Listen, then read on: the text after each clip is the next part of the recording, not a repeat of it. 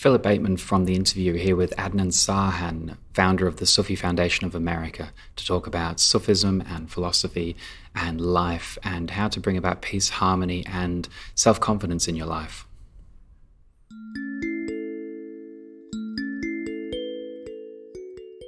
I'm here with Adnan Sarhan, born in Baghdad, Iraq, raised by Sufis and transitioning to the United States, I believe. You've been a motorcycle stuntman, acrobat, champion boxer, and as I understand it, through a process of breathing, meditation, and drumming and movement, you bring about peace, love, and harmony in your subjects, or at least your practitioners. To start off with a simple question, what is God? What is God? What is God? In heaven. Yeah. You have to look for it. Yeah. And the people trapped in water and clay, an entanglement in the sense it creates a veil, hide the vision of God from them. It is possible to know God through inner knowledge, and God is not accessible through any formal religion. So anyone could find God, but in the Western countries, difficult, because they too much in the senses, too much in liquor, cigarette, drug, food, relation. That is all negative. And they get nowhere. They go worse and worse in time. So in the East, it is much more possible for people to find God because they're more clear and they're not a creature of senses. When people creature of senses, they get nowhere. They stay where they are unless they have to do something.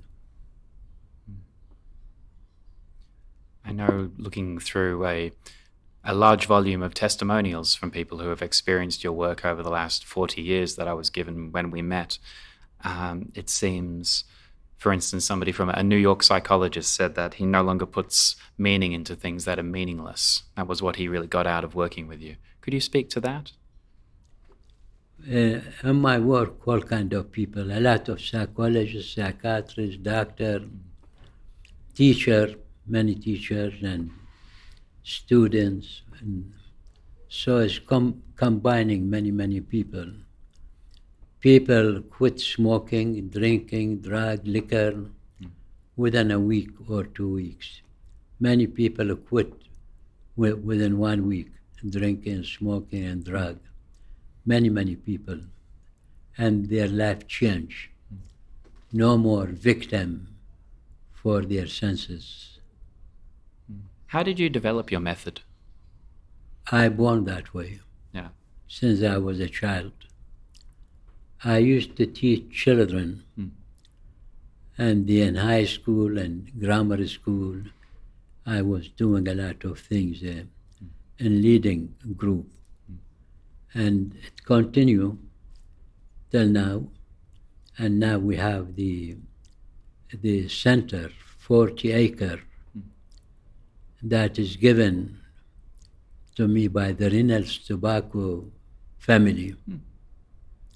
And last summer we have, for 2 months, about 200 people came from 45 nationalities from all over the world. They come. It's in a mountain area, excellent air. We grow all organic food there. People lose weight. One person lost 65 pounds in 2 months. And other people, they changed. a lot of experiences they learn. Many experts come in there, and they all teach. And so it is the right environment, sunny all the time. And the air is good. Mountain, we do a lot of hiking, massages, drumming we do, and many other activities. And people enjoy it there. They come. And it's natural that people quit smoking there. With the work, people quit completely. In the testimonials I was reading, they were all before and after stories, and it sounded like a lot of people were wanting to be saved. When they come to your summer camp, do they get saved? People change completely. Yeah. They become good dancers.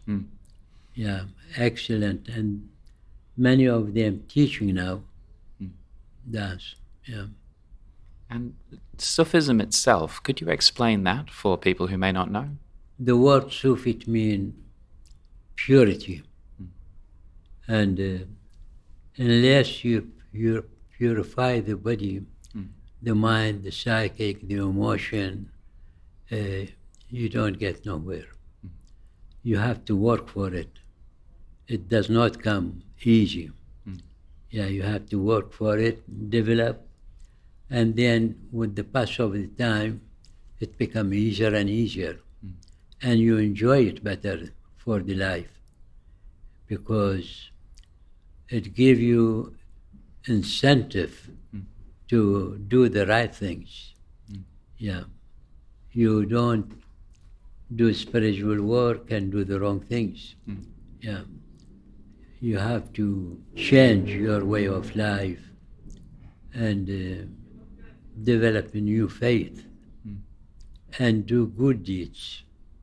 Without good deeds, nothing happens. Very important.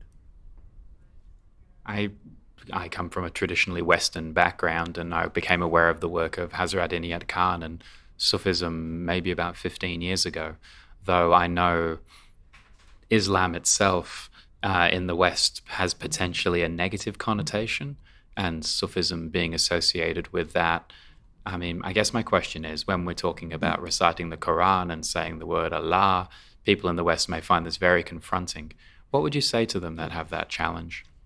The Quran contains a lot of chapters that for the teaching of the people, they will teach the people how to live, what to do, and how to make your life beautiful, change the people.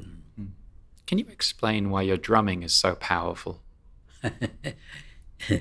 I drum since I was a child, and I developed the technique. Yeah, and there is no limit. And the more I do, the more there is changes happening. Yeah.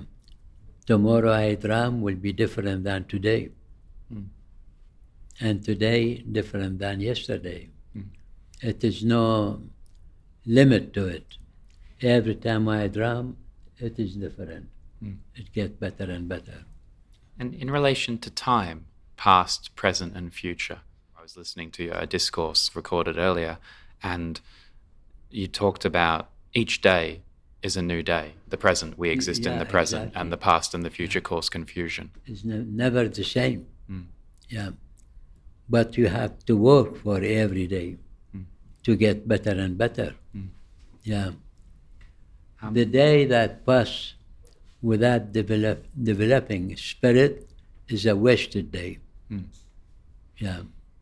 So you have to keep doing it. A final few questions. You said intellect alone causes confusion. The intellect different than intelligence. Intellect in the head, connected with the anxiety, tension, problem, violence, war, conflict, all in the intellect. The leader of the war who make war, if they have a spirit, they'll be more peaceful. and do better things. Yeah. The intelligence of the heart is concerned with peace, love, creation, doing the right things, helping. It's very positive. And the spirit is positive. You cannot be conflict in the spirit. It's always positive and good. Yeah. So we have so many universities and diplomas and degrees and all these things for the intellect. What is missing? What does society need more of? The intellect get them nowhere. Yeah, because that's what they know. And there is no knowledge without action. Action bring the knowledge, make it profitable, usable, and that is done through the blessing of action.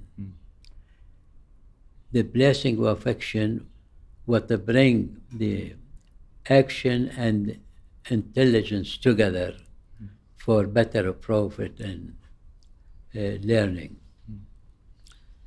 Action and intelligence is like, you cannot separate them, like the sun and the light of the sun.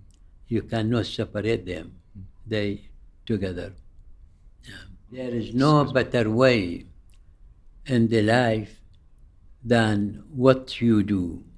Your action will be your best friend. The action you do, whatever you do, if it is positive, God will give you more